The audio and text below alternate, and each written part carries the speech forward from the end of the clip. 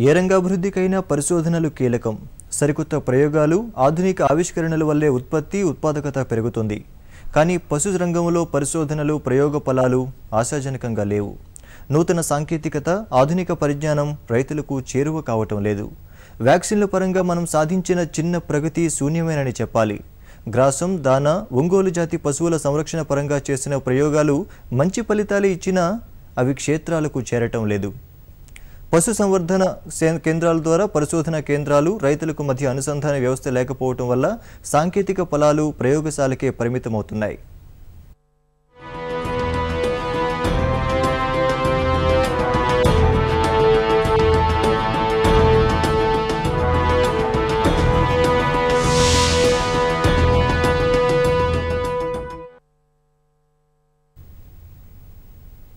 అన్నీ ఉన్న అల్లుడి నోట్లో శని అన్న సామెత పశురంగానికే బాగా వర్తిస్తుంది.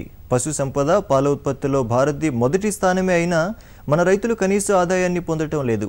నూతన గ్రాసం విత్తనాలు అందుబాటులో లేక నవకల్పనకు చేరువు కాక పాడిని వదిలేస్తున్నారు. ఉప ఉత్పత్తుల తయారీ, సహకారం, ప్రోత్సాహం లేక అధిక పాలు ఉత్పత్తి జరిగిన సందర్భాల్లో అవస్థలు పడుతున్నారు.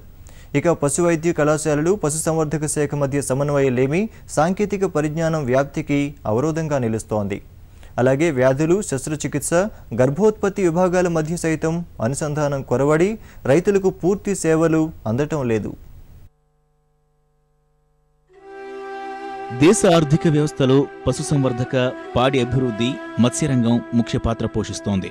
సామాజిక ఆర్థిక అభివృద్ధికి చోదక శక్తిగా ఉన్న పాడి రంగం గ్రామీణ ఉపాధి, స్వయం సమృద్ధి, ఆదాయ మార్గాలకు పునాది. కేంద్ర గణాంక సంస్థ లెక్కల ప్రకారం పశురంగం ఉత్పత్తుల విలువ 2,61,000 కోట్లు.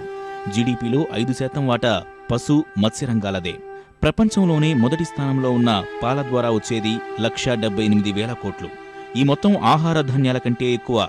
ఇంతటి కీలకమైన పశుసంవర్ధక, పాడి, మత్స్యరంగంలో పరిశోధనలు పెద్దగా జరగడం లేదు. ఆధునిక సాంకేతికత రైతు క్షేత్రాలకు చేరడం లేదు. ఫలితంగానే పాడి రైతులకు గిట్టుబాటు ధర రావడం లేదు. ఉత్పత్తి చేసిన పాలను మార్కెటింగ్ చేసుకోలేక నష్టపోతున్నాడు. ఈ పాలను వినియోగించుకోవడం అనేది మనం సరిగ్గా చేయకపోతే పాడి రైతులు తమ పాలను అమ్ముకోలేరు. పాడి రైతులు పాలను అమ్ముకోకపోతే మరలా అది ఒక సంక్షోభం అవుతుంది.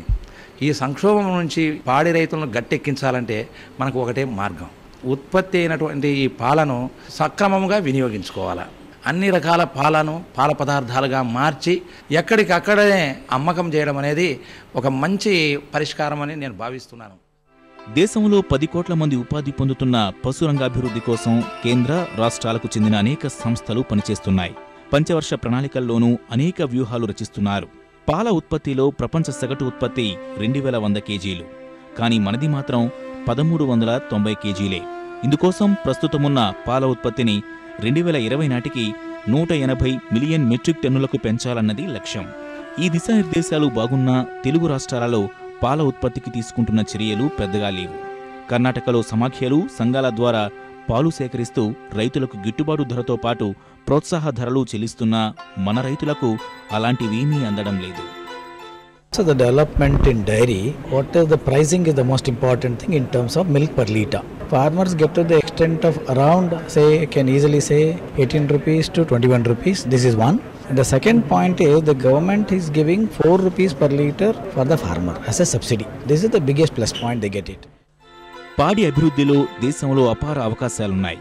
గేదెలు, ఆవుల సంఖ్య కూడా కోట్లలో ఉన్నందున పాల దిగుబడిని ఇబ్బడి ముబ్బడిగా పెంచే మార్గాలు పుష్కలం. అయితే రైతులకు అనేక సమస్యలు ఎదురవుతున్నాయి. ముఖ్యంగా గ్రాసం, దానా, పశు వైద్యం విషయంలో తీవ్ర ఇబ్బందులు పడుతున్నారు. జీవాలకు సకాలంలో వైద్యం అందక చనిపోవడం వల్ల ఆర్థికంగా చితికిపోతున్నారు. అలాగే ఉప ఉత్పత్తులు, విలువ పెంపులో పెద్దగా పురోగతి సాధించలేదు.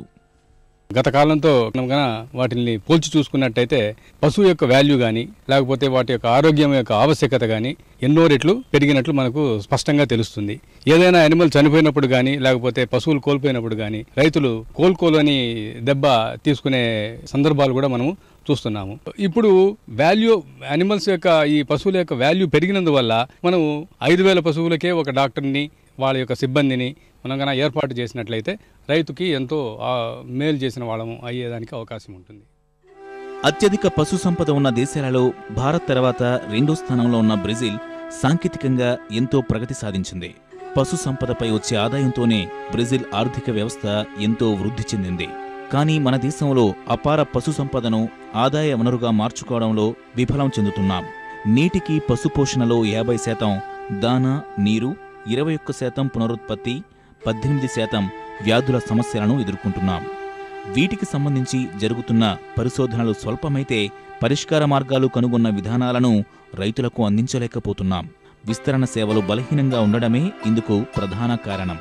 పరిశోధనల ఫలితాలను లబ్ధిదారులకు చేరవేసే వ్యవస్థ లేకపోవడం రైతులకు శాపంగా మారింది.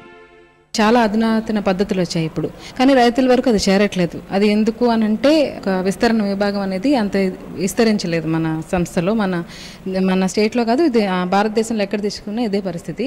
మేము కొన్ని బయటకు వెళ్ళి రైతుల దగ్గరికి వెళ్ళి రైతులకు ప్రోగ్రామ్స్, కొన్ని రైతులను ఇక్కడ తీసుకొచ్చుకుని ఇక్కడ కొన్ని ప్రోగ్రామ్స్ స్టార్ట్ చేసాం చిత్తూరు డిస్ట్రిక్ట్ వరకు. కాకపోతే ఫ్యూచర్లో మా విజన్ ఏంటంటే మొత్తం స్టేట్లో ఫార్మర్స్ అందరినీ కవర్ చేద్దాము. చిత్తూరు డిస్ట్రిక్ట్ ఫస్ట్ బాగా చేసుకుంటూ తర్వాత ఈ ట్రైనింగ్స్ ద్వారా మొత్తం స్టేట్కి అందించాలి అనేది మా యూనివర్సిటీ యొక్క ఆకాంక్ష. ఇప్పుడు మేము రోజువారీగా చదువు చెప్తున్నాం, అసిస్టెంట్ ప్రొఫెసర్స్ కానీ ఇక్కడ కూడా మనము టీచర్స్ ప్లస్ ఫీల్డ్లో పనిచేసేటువంటి డాక్టర్లు కూడా కొన్నిసార్లు మనకేం చేస్తారంటే వాళ్ళు ఫేస్ చేసేటువంటి ప్రాబ్లమ్స్ అన్నిటికీ కూడా ఏంటంటే సమస్యలు ఫీల్డ్ లెవెల్లో మనం అన్నిటికీ కూడా ఏదైనా సమస్య ఉన్నప్పుడు దాన్ని ఏ విధంగా స్టడీ చేస్తే బాగుంటుంది అనేది వాళ్ళకు ఉండేది కూడా దాన్ని కూడా మనకు ఇక్కడ రిఫ్రెషర్ అని అంటాం. రిఫ్రెషర్ అంటే కాలానుగుణంగా మార్పులకి అనుగుణంగా కూడా మనము ఈరోజు మార్పు చెందాల్సిన అవసరం ఉంది. మేలుజాతి పశువుల ఉత్పత్తికి సంబంధించి 1970వ దశకంలో వచ్చిన కృత్రిమ గర్భధారణ పద్ధతులే నేటికీ పాటిస్తున్నాం. పిండ మార్పిడి సాంకేతికత అందుబాటులోకి వచ్చిన ఇతర దేశాల మాదిరిగా భారీ సంఖ్యలో నాణ్యమైన జాతులను అభివృద్ధి చేయలేకపోతున్నాం. గుంటూరు లామ్ ఫామ్లో 2000 నుంచి 2008 మధ్యకాలంలో ఒంగోలు జాతి పశువుల సంతతిని వృద్ధి చేసిన కార్యక్రమం ప్రస్తుతం నిలిచిపోయింది.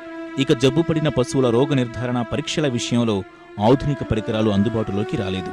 రక్త నమూనాలను నిర్ధారించే సరికొత్త యంత్రాలు, మూగ ఎదను గుర్తించే గర్భధారణ డయాగ్నోసిస్ కిట్లు అన్నవి నీటికి ఆసుపత్రులలో లేవు. ఇంతకుముందు ఉండే కృత్రిమ గర్భధారణ లాగానే అడ్వాన్స్గా వచ్చేసి సెక్స్డ్ సెమెన్ స్ట్రాస్ అని వచ్చాయి. కానీ ఇది ఎంత ప్రయోజనకరంగా లేదనేది మనకు ఫీల్డ్ లెవెల్లో కొద్దిగా అనిపిస్తుంది. ఎందుకంటే మామూలు కృత్రిమ గర్భధారణ చేసే ఆ స్ట్రాల్లో ఉండే సెమెన్ వచ్చేసి 20 లక్షల వరకు ఉంటుంది. ఇక్కడ మనం తీసుకుంటే 2 లక్షల వరకే ఉంటుంది. సో అక్కడ 20 లక్షలు ఉండే మనము సెమెన్ ఉండే స్ట్రా వేసినప్పుడే మనకు ఆ గర్భధారణ అనేది 30 నుంచి 40% ఉంటుంది. ఇక్కడ వచ్చేసి తీసుకుంటే మనకు 2 lakhs ఉన్నాయి. సో దాన్ని బట్టి మనకేంటంటే తక్కువ ఉంటుంది. ఇంకొక ఆధునిక పరిజ్ఞానం ఏంటంటే ఎంబ్రియో ట్రాన్స్ఫర్ టెక్నాలజీ. అంటే మనం ఇప్పుడు ఆవుల్లోకి కానీ గేదెల్లోకి కానీ ఎక్కియడం ద్వారా 100% ఫలదీకరణ అనేది మనం సాధిస్తాము. కృత్రిమ గర్భోత్పత్తులు కూడా చాలా తేడాలు వచ్చాయి. ఇప్పుడు మనకి ఈస్టర్ సింక్రనైజేషన్ అనే ఒక ప్రోగ్రామ్ వచ్చింది. అది ఆవులను మనం ఎప్పుడు కావాలంటే అప్పుడు ఎదగ తీసుకొచ్చి అదే టైంలో మనం ఇన్సమినేషన్ వేసి కన్సెప్షన్ వచ్చేదానికి చేయొచ్చు. నూతన పశు వ్యాక్సిన్ల సృష్టిలో మనం వెనుకబడిపోయాం. 1-2 వ్యాధులకు మినహా నోటి ద్వారా అందించే టీకాలు స్వల్పం. జీవితకాలం రక్షణ ఇచ్చే వ్యాక్సిన్ల ఉత్పత్తి ఎక్కడా లేదు. పొదుగువాపు వ్యాధినే తీసుకుంటే రోగాన్ని గుర్తించే నిర్ధారణ పరికరాలు క్షేత్రస్థాయిలో లభ్యం కాక రైతులు పాడిని కోల్పోతున్నారు. ఇక గొర్రెలతో కృత్రిమ గర్భోత్పత్తి అందుబాటులో ఉన్న ప్రచారం చేసేవారు లేక పోషకులెవరూ ఆ సదుపాయాన్ని వినియోగించుకోలేకపోతున్నారు. నష్టపోతున్నారు అనే దానికంటే కష్టపడుతూ ఉన్నారు పాలు పిండేదాన్ని. వాళ్ళకి ఆవుకు కావాల్సిన పరిస్థితులు ఏం కావాలంటే ఒకటి మేత, నీరు, కొన్ని వసతులు ఇట్లాంటివి. ఇంకపోతే ఆరోగ్యం ఆస్పెక్ట్లో వచ్చేసరికి మ్యాస్టైటిస్ అనేది మేజర్ డిసీజ్. మ్యాస్టైటిస్ అనే దానికి పాలు పిండే వాళ్ళకి మనం ట్రైనింగ్ ఇవ్వాల్సిన కార్యక్రమం ఖచ్చితంగా అవసరం ఉంటుంది మన జిల్లాలో. పొంగనూరు జాతి సెమెన్ని మన పలనేరులోనూ అట్లాగే గుంటూరు ల్యాంప్ ఫామ్లో కూడా నిల్వపరిచి రైతులు అవసరమైన వాళ్ళకి సెమెన్ డోసెస్ సప్లై చేయడం జరుగుతుంది. ఇది ఒంగోలు జాతి సెమెన్ కాకుండా ముఖ్యంగా ఒంగోలు జాతికి సంబంధించి సుమారు ఒక 40 వరకు దూడలు ఎంబ్రియో ట్రాన్స్ఫర్ ద్వారా మనం గుంటూరులో ముత్తారావు గారి ఆధ్వర్యంలో పుట్టడం జరిగింది. పిండ మార్పిడి ద్వారా మేలుజాతి పశువుల అభివృద్ధిలో ఎదురయ్యే సాంకేతిక సమస్యలను విదేశాలు అధిగమిస్తున్నాయి. యంత్రాల ద్వారా వీర్యాన్ని పశువులలో ప్రవేశపెట్టి 100% ఫలదీకరణ సాధిస్తున్నాయి. అలాగే పశు శస్త్రచికిత్సలకు సంబంధించి కోత అవసరం లేకుండా ఎండోస్కోపిక్ పద్ధతులను వినియోగిస్తున్నాయి. మన విషయానికే వస్తే ఇటువంటి విధానాలేవి ఇక్కడ అమలు చేయడం లేదు. ఇవే కాదు, గ్రాసం, దానాపరంగా అభివృద్ధి చేసిన రకాలను రైతులకు అందించడంలో పరిశోధన, పశుసంవర్ధక వ్యవస్థలు ఘోరంగా విఫలమయ్యాయి.